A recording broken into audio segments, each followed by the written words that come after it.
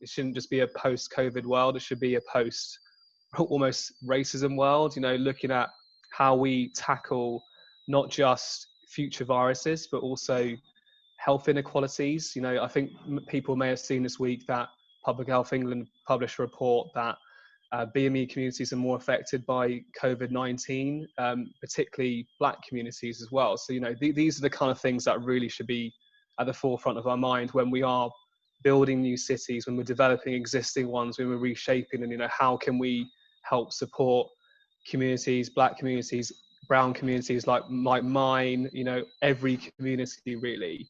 We need to think of ways to, improve people's health and well-being throughout the whole built environment world. Making the urban farming more open to different communities and not the segregation of the urban fabric, I think is most relevant now, and how architecture plays a very big role on that, and has played in the past a big role. It still does it, and unfortunately there is not enough guidance on the government level as well on how that can be triggered and guided in a thoughtful way. And I think nobody more than the government should be doing that, because it's a much higher scale, and sometimes it's overlooked at the small scale of a new development. With everything that's going on at the moment, we need a time where we're in a position to actually allow for more adaptive ways of working, to allow more opportunities for people and allow a lot more understanding and openness, I think, in the workplace. I think there will be a change in regards to demands for amenity spaces and preferences in terms of housing. So at the moment, there's a real key thing of transportation being a real leading factor in where we locate our residential sectors. And I think if we have more adaptable working hours and people maybe, say, going into work 2 days a week, that might not be such a priority for them to be located near a transportation hub. And instead, other things will become more of a priority. Things like being located near green spaces, being maybe located near schools to get their kids to school. And I think an increasing thing that will increase in priority will be, Wi-Fi speeds and having that access at home. We've been thinking a lot about decentralization and understanding not only how people are going to be working in the future and understanding what tenants want to take up in terms of building spaces, but also how people want to actually, navigate their working weeks now.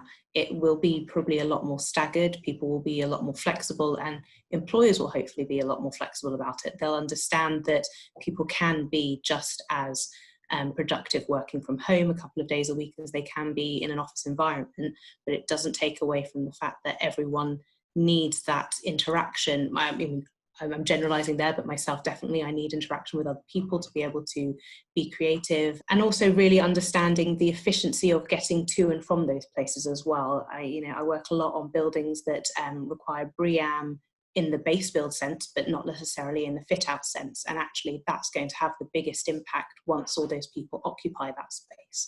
And it's how BREEAM and LEED and WELL kind of take some of these points forward to understand how people get to and from work.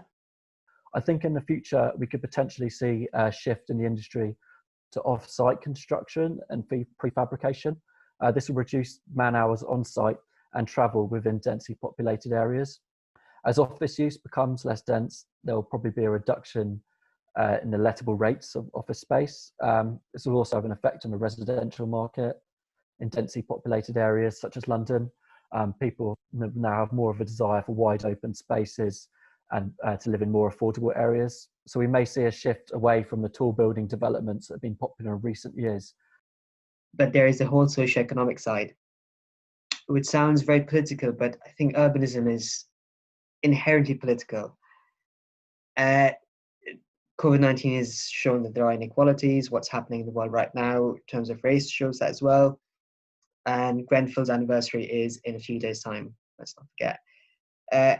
And I think one way of sort of tackling all this, the resilience and socioeconomic inequalities, is a focus on local I think that's perhaps what my tagline should be. I want happy and fun cities for all. I'd like to see city governments and local councils have more power and more authority to and lead on these things. We generally try and open up the doors to our sites on day one, because that's the way that we can properly start consulting and hearing what local communities think before we put anything of pen to paper. I think that's going to be more important than ever as we come out of this lockdown, of just bringing some life to high streets and areas where the local businesses are really struggling. It will activate the sites, which is good, because I think most probably have experienced some kind of delay, and I know of people that are actually going back to the drawing board where they were probably about to submit a planning application because it's just not the right thing anymore. And rather than just keep those spaces locked away, just more activation there and more support for the economy, and help the local authorities that we're working with to support their local businesses, even if they're not linked to the red line plan that you've got for your site. I think those are the people that are going to be suffering the most financially at the moment, and probably a touch and go about whether they will be reopening. So if there's anything we can be doing in our sector that really protects those valuable facilities for the local communities, then that's absolutely where we should be focusing. I think it needs to focus on how we rebuild a better society, one that's just, equal, equitable, resilient and healthy, and more than just the economics, although they are important. The global pandemic, the global climate emergency, and the systemic racism and exclusivity that's still so prevalent, and something that we've been seeing. So how can we raise the bar, accommodate more, create a more accessible and inclusive environment? I think it's time to take stock. As we reflect, I think we also need to disrupt and have a radical rethink about the way we approach projects and the way public spaces are created. I think this is about a cultural mindset. There's a real opportunity to start to knit streets and spaces together, shifting the hierarchy, removing the car, and changing the standard process, making it more engaging, not just documents on a web page or up in the local community centre, but actually doing physical interventions that are tangible and movable, reconfigurable, evolvable. Let's start to think about adaptive spaces. I guess as practitioners, I'm a landscape architect, but we're not here just to design, in my mind. We're here to listen, ultimately, facilitate, and help to start curate those ideas for the people so they feel a vested interest and an ownership. What COVID has done is actually make us appreciate the city more, and actually what the city can bring us, the bars, the pubs, the culture, the galleries, the museums and things like that, the things that we probably have taken for granted, but actually COVID has probably given us a sense that actually these are the things that are important to us. I think one of the things that we've seen though, across the country, wherever you live, and particularly in London, it is the role of the community. And I think probably we've all become a bit more community minded as a result of this, in terms of, you might see your neighbours on the doorstep every Thursday night clapping for the NHS, or you might be part of a mutual aid group locally that's delivering food parcels to people who can't get out, who are or who are isolating, or who are shielding. So I think maybe we've seen, the role of the community come back a bit more. And I think maybe we need to think about how, in new developments or whatever, we are fostering spaces where the community can actually engage with each other. And it's not just a community centre that you might build, because you want to appease the local authority. It's actually about, what are the sort of retail units that could foster community spaces? Do we want to see the role? The role of the pub in the community has always been a very important one, but we're seeing pubs closing down left, right and centre because of, maybe extortionate rents are being charged. And actually, I think maybe we want to think about how we foster that in sort of the spaces that we are providing, really. We do need more than just bollards and paint, but that's where we're starting from at the moment as the council, in terms of trying to widen those pavements, make it safer, while the pandemic is still going on, for social distancing to take place, allowing more cycling and walking movements.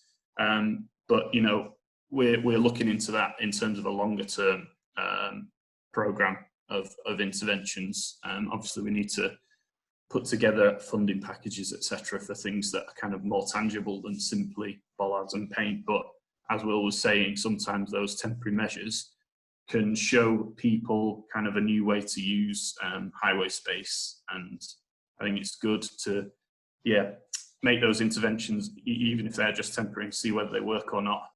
Another key word that struck me was the idea of balance.